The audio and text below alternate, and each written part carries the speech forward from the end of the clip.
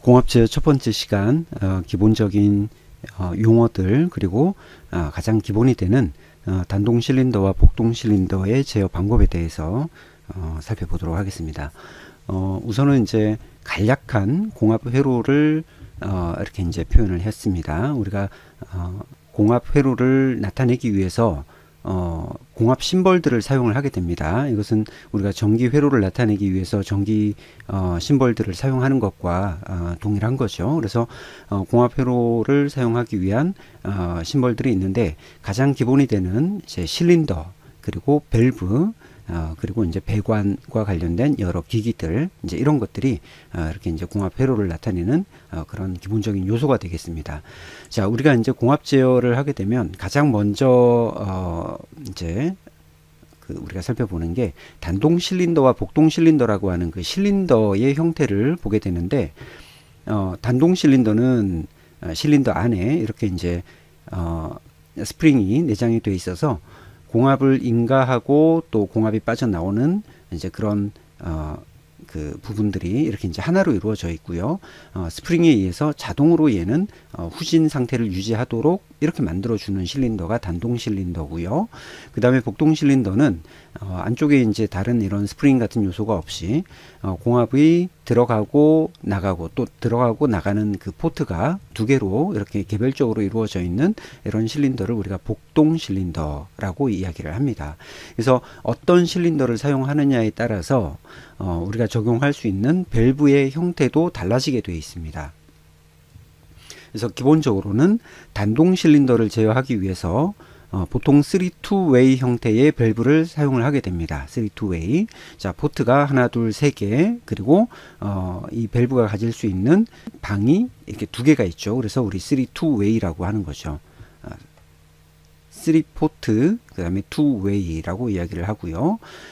그 다음에 복동 실린더를 제어하기 위한 형태로 이렇게 5-2way 밸브를 사용하는데 포트가 하나, 둘, 셋, 넷, 다섯 개. 그래서 5포트, 그 다음에 전환될 수 있는 그 경우의 수가 두 개로 되어 있죠. 그래서 5포트 2웨이 밸브라고 이야기를 하는 거죠.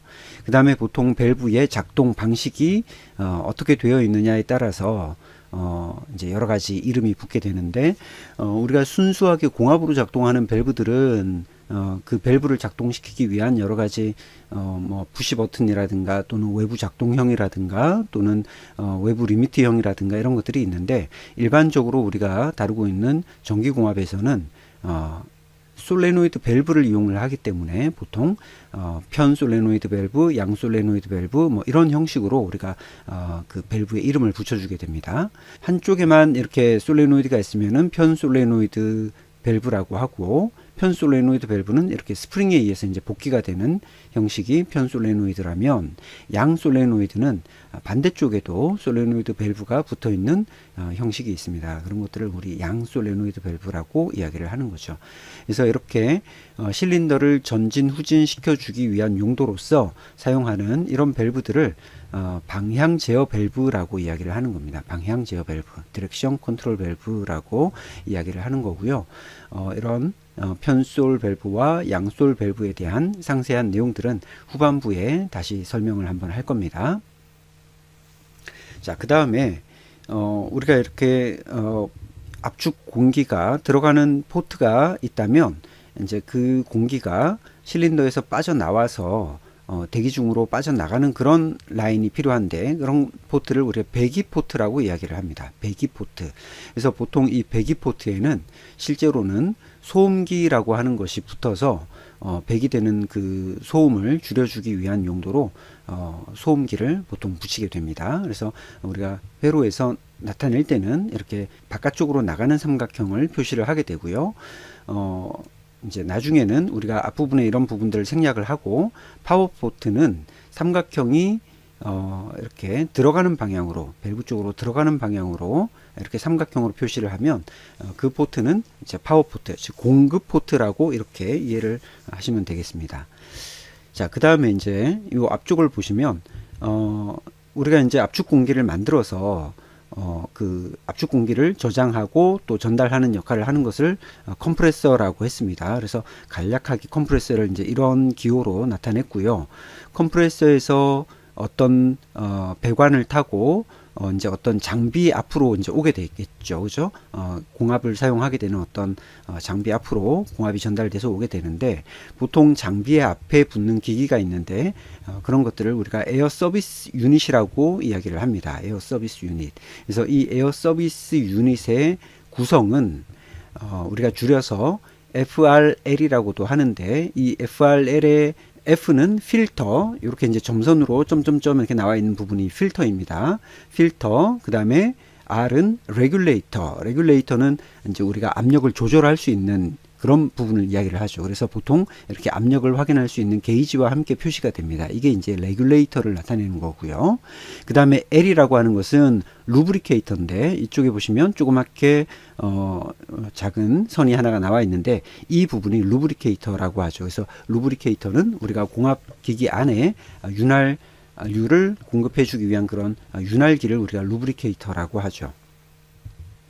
그래서 보통 이렇게 FRL이라고 하는 에어 서비스 유닛이 이제 장착이 되는 거고요. 그 서비스 유닛과 함께 셧오프 밸브가 하나가 이제 추가가 되는데, 보통 이 셧오프 밸브의 역할은 뭐냐면, 우리가 전기 시스템에서 메인 차단기를 이제 끄고 또 켜고 함으로써 우리가 시스템에 전기를 공급하고 차단하는 그런 역할을 하는 것처럼, 이렇게 이제 셧오프 밸브를 이용해서 압축 공기를 인가하기도 하고 또 차단하기도 하는 그런 역할을 하는 겁니다.